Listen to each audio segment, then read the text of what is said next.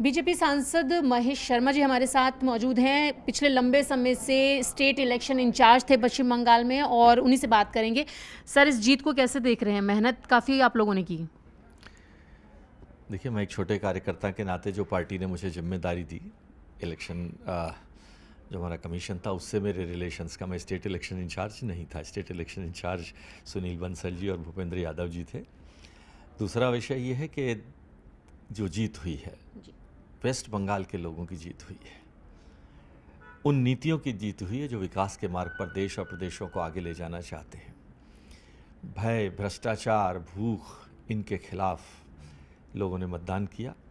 93% मतदान, शायद जिसकी कल्पना मैं नहीं कर सकता, और मैं क्या और लोग भी नहीं कर सकते कि 93% मतदान।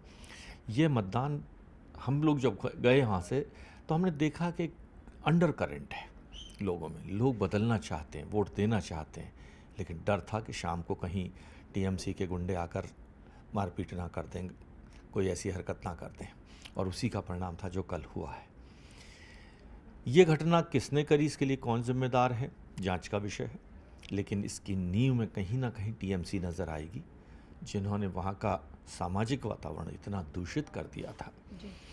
बंगाल की माटी गुरुदेव रविंद्रनाथ टैगोर की माटी है, सुभाष चंद्र बोस की माटी है, श्यामा प्रसाद मुखर्जी की माटी है। आज हमारे बड़े बड़े जो महापुरुष वहाँ पर हुए, विवेकानंद, बंकिम चंद्र चट्टोपाध्याय, उसके बाद आखिरकार इतनी घृणित राजनीति वहाँ क्यों शुरू हो गई? कौन है इसके लिए जिम्मेदार? और वही जिम्मेदारी आज इस बदलाव का कारण बनी है, जो हम बदलाव देख रहे हैं इतने प्रचंड बहुमत से।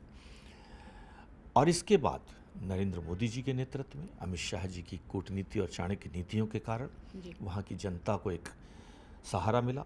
उन्होंने विश्वास किया, जब प्रधानमंत्री जी ने कहा भय नहीं भरोसा और भय नहीं भविष्य, उस विश्वास के भरोसे वहाँ की जनता ने 93% मतदान और फिर 207 सीटें भाजपा की झोली में डालकर बंगाल का भविष्य सुधार दिया है।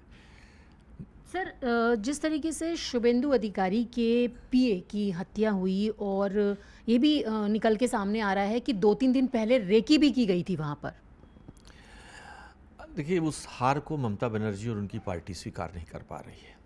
जिस तरह से उन्होंने व्यूह रचना कर रखी थी, और व्यूह रचना राजनीतिक लोकतांत्रिक व्यवस्थाओं के तहत नहीं, गुंडागर्दी और बेईमानी के थ्रू, उस व्यूह रचना को जगह नहीं मिली, तोड़ दी गई और ये जीत हुई। मैं वहाँ था लगभग 1.5 महीने से ज़्यादा।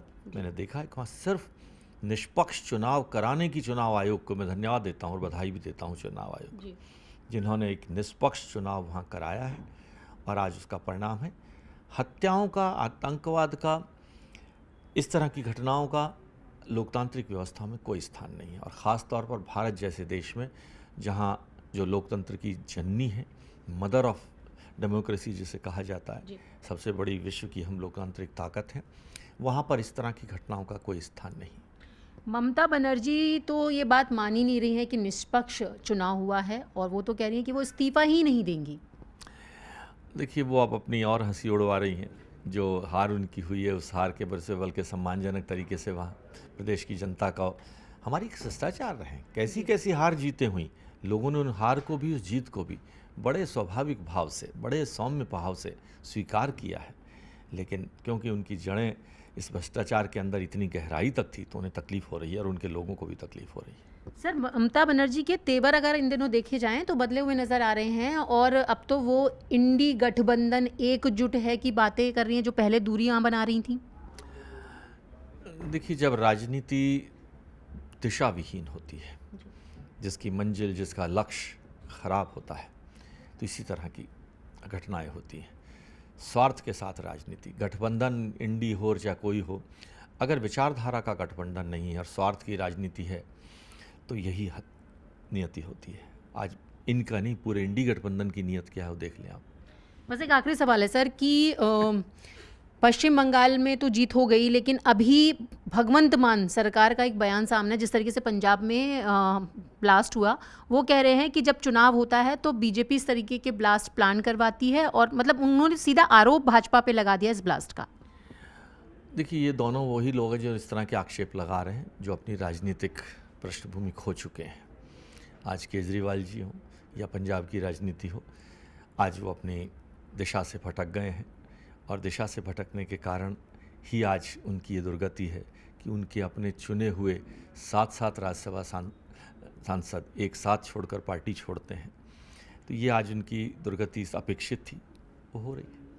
तो आपने देखा, ये थे हमारे साथ बात करने के लिए बीजेपी सांसद महेश शर्मा, जिनका कहना है कि पश्चिम बंगाल में भाजपा की मिली जीत इसका प्रतीक है कि अब पश्चिम बंगाल भय मुक्त हुआ है और अब विकास तेजी से होगा। विजय नीरज तिवारी के साथ न्यूज़ 18 इंडिया के लिए नोएडा से रचना।